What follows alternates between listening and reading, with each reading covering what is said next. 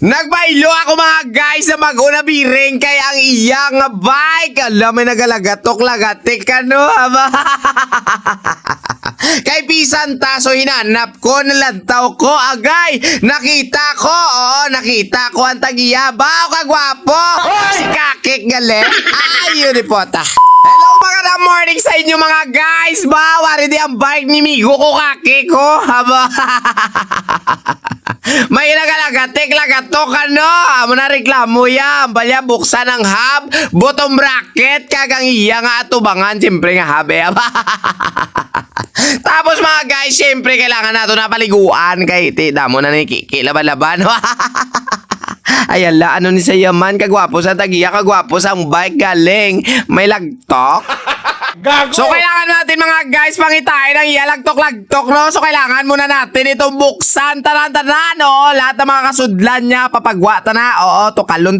Tapos aryo, mag-special tools tayo. Wala tayong pulpog-pulpog ngayong adlaw ba. Napisanan si Maninoy ninyo ha. So ipakita ko muna sa inyo mga guys ang iyang bike no galek kay tawag na ito na prespet. Pag sinabi prespet wala na thread ang iyang buto bracket. O ganyan talaga yan ha. Dapat may proper tools. Wala pulpugan na. Kay kung pulpugon mo gani. Sos carbon pulpugon. Ano katampuhaw. Wow. Sa magtatanong mga guys to, ang iyang hub gali, center lock. Hindi na siya bolted. Tapos ganito tayo mga guys, maghukas ang iyang biring-biring. Na, ginatulod-tulod na sa kinalipsiliso. Kundi hukas, ba?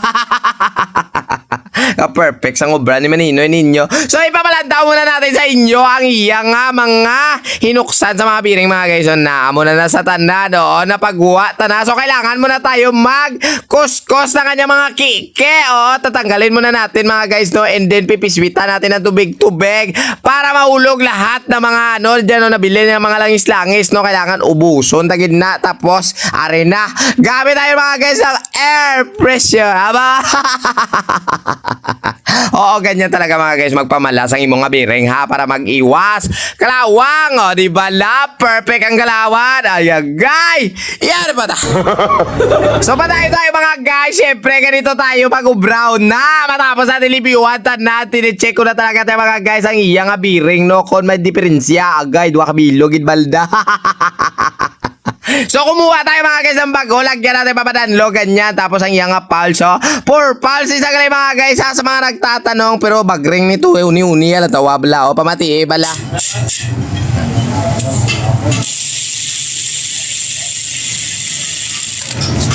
So ano masasabi mo sa inubra ko? Mabilib ka man? Habawa. Kung hindi ka mabilib scroll na. Haba.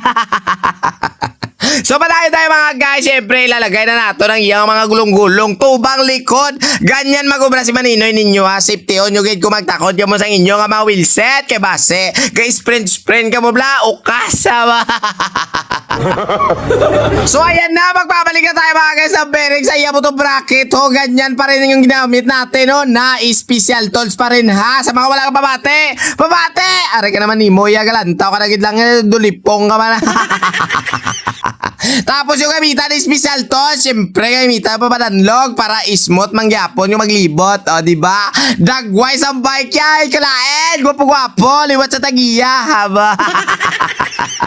So ayan na nga ni mga guys, hasta na lang kita ni Dre kay si idol ninyo. Ari na, habaw grabe panilag yan doon sa kapati yung bike higin man no. Okay na si mo, haba. Ay tama na. Puli na to. Kaya ito pabatsag ko. Kasakit dugan ko maglantaw kung nagakadlaw ka kaginatulok. Ansyak ni Kaprubin ba? God bless doll. Ingat ka bukas sa ride. And then, yari po ta.